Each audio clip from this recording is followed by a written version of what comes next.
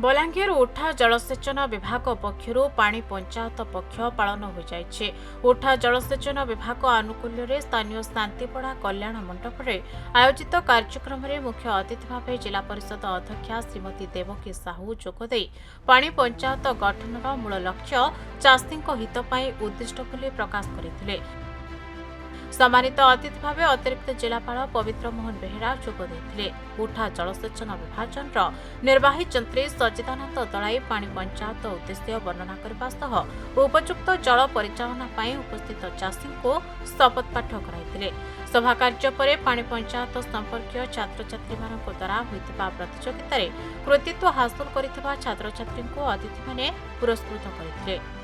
आज आमर विभाजन स्तरीय पानी पंचायत पक्ष पालन उठा जलसेचन प्रकल्प प्रोग्राम रे आमर प्रत्येक कणु चाषी माने जोग देइथिले।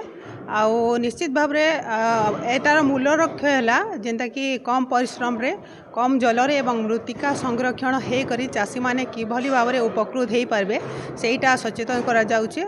आउ निश्चित भाव रे चाषी माने एबे सचेतन हेले न कि से माने गोटे प्रकार धान संगे संगे अन्यान्य पनीपरिबा हो आमर स्ट्रॉबेरी हो फूल हो आमर विभिन्न गुड़े फसल करी करी गोटे आज सफल चाषी हिसाब रे परिगणित होउछन सेटा खुशीर कथा।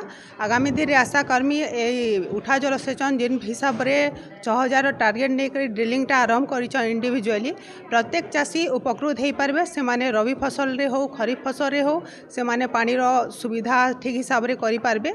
आउ आगामी दिन गोटे चाषी रो केदा उन्नति हो पारबा सेथिर लागि हमर उठा जलसेचन भी प्रयास करिछन। हमर पानी पंचायत पक्ष पालन आज जो प्रोग्राम होता है समस्ते सचेतन होइछन। निश्चित भाव रे आगामी दिन चाषी उपकृत हेबे। आज जो बलांगीर उठा जलसेचन विभाग तरफ पानी पंचायत पक्ष पालन करा होछि।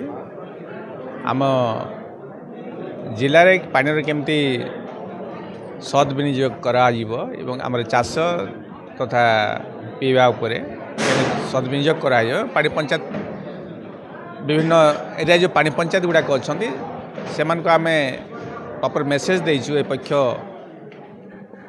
उपलक्षे जे तांकु केमती से माने तांका पाखे जो चाषबास जो कर पानी प्रॉपर यूटिलाइजेशन करेंगे से गोटे भल वार्ता दि जाइए। सरकार तरफ भी एटा आमर मेसेज आगामी दिन में से माने जिला को केमती अग्रणी चाष केमती अग्रणी करें से उद्देश्य आम आज एकत्रित होते मेसेज प्रति वर्ष समग्र राज्य में 2002-2003 जो पानी पंचायत गठन कराई तापर पानी पंचायत पक्ष पालन करा समग्र राज्य में।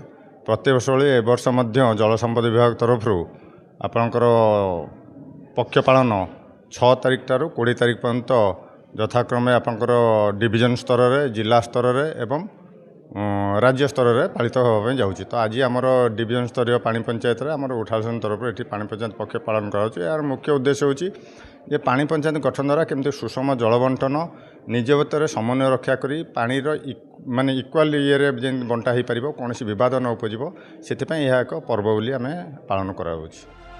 बलांगीर गुप्तेश्वर पृष्टि रिपोर्ट खबर ओडिशा।